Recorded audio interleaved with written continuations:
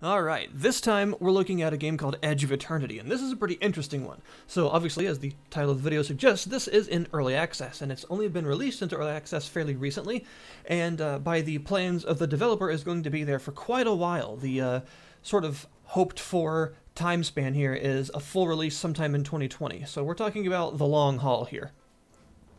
But one of the reasons I wanted to look at this is because it's a JRPG that's actually being made for PC, and that is really rare. In fact, I don't know of any others at the current moment specifically doing that. You know, generally speaking, the terms JRPG and PC are not together that often, and it's only recently that we've been actually receiving more and more ports of JRPGs, like, say, Dragon Quest and the newer Final Fantasies and things like that. If you go back just 5-6 years, the idea of very many JRPGs on PC was basically a fantasy, no pun intended, and they tended to just not show up at all. So actually having a team that's building one with PC in mind first on Steam is really neat, and a first for me personally. The game itself is incredibly early as it stands, which should be obvious if they're planning for a 2020 release date, and they just now put it out into EA, but it shows a lot of promise. First off, the game is beautiful. It's really, really, really pretty already. It's not the most well-optimized game yet, which is normal because optimization passes and the like are generally some of the last things done before a game actually comes out, because you don't know what all is going to change in terms of the, meshes and geometry of an area before release. So that's usually one of the later things done, along with something like a tutorial. But the game's systems are pretty well developed right now and show a good idea of what they could be like going forward. You have quite a varied equipment screen for your characters that has all sorts of different pieces of equipment that you can actually use, which is unlike a lot of JRPGs, which generally have armor, weapon, accessory, maybe 2 accessories. That's usually the sort of way that it works. In this case, you have more of almost like a CRPG type of equipment screen that has lots of different slots, and the equipment comes in lots of different types, and this is where it gets more JRPG-ish, with different armors and weapons only being used on certain characters, which is, very much a JRPG thing. And they are sort of almost like action RPG loot, with lots of, prefixes and suffixes and different sorts of aptitudes on them. And in fact, the weapons actually have a leveling up system attached to them that every time you complete a battle, the weapon gets experience in the same way that the characters do. And those weapons, as they level up, the stats that they come with, whatever it is that is on that particular one, get stronger and stronger. So that makes different weapons, even if they're the same weapon base, different types with different stats, actually improve differently depending on which one you may want to use, which is a pretty cool little system. There's also the crystal system, because very much in the sort of vein of Final Fantasy, the game's story and world hinges very heavily on the idea of crystals being important magical artifacts. And the crystals in this work similarly to materia, in a way, or skill gems from Path of Exile, I suppose, and that you just find them around the world, or buy them, and you can equip them, although in this case they're equipped on weapons specifically, so not on the actual character themselves, which means you can have multiple sets of crystals on different weapons and switch between them. The actual slots on any individual weapon differ in terms of the color and the order of colors that they have and the sort of big grid screen of different crystal slots, and the slots themselves also have passives that you just need to equip with anything that matches their color in order to activate. And some nodes at the end of these longer chains of crystals will have some sort of special effect unique to it if it's occupied, like, say, taking the chance to automatically cast certain spells and things like that. It's actually pretty neat and allows your characters to be built in a pretty fun way. I tend to like systems like that in games, and it's, it's a very JRPG system, so much like materia, I don't mind, it's pretty cool.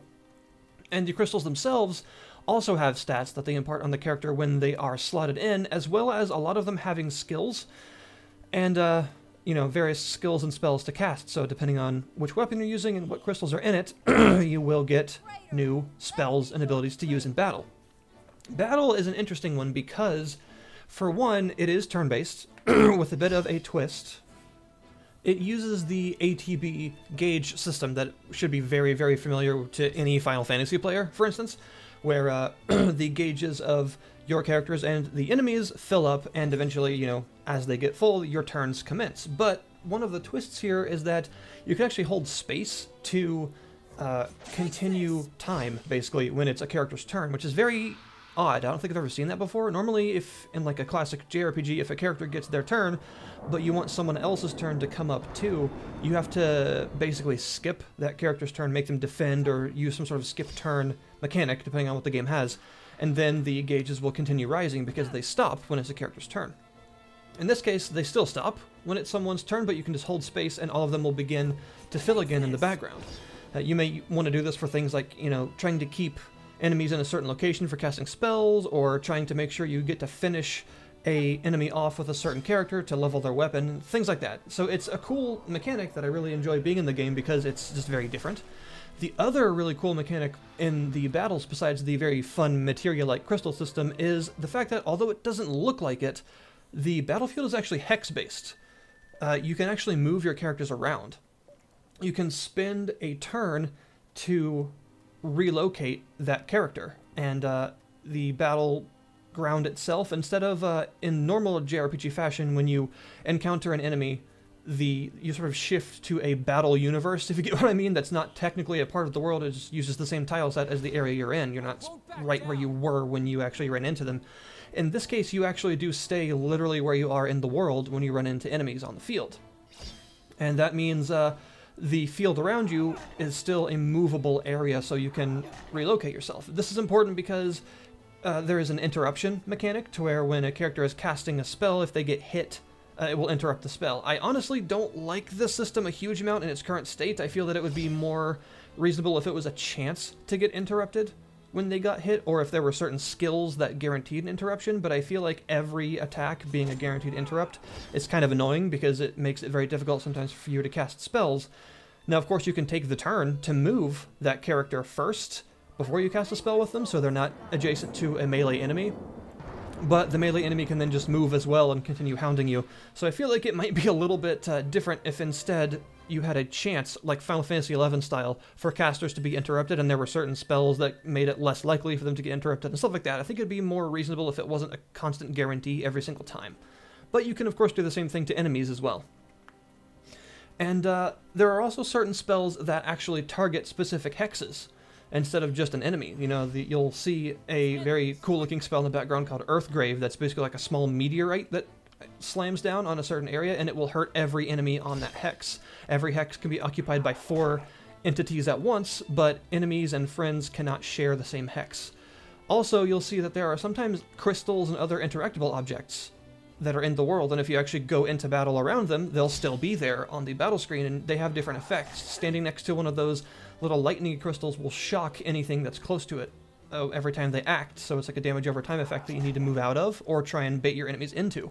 There are also things like healing crystals that will heal everyone adjacent to them when they do an action, and elemental crystals that will boost the power of elemental attacks sharing that element as long as you're standing next to it. So that's a very non-JRPG mechanic, much more like a CRPG thing where the positioning of your party members on the battlefield is really, really important, and I think it's really cool that they've actually sort of ported that idea over in their own way and made it work.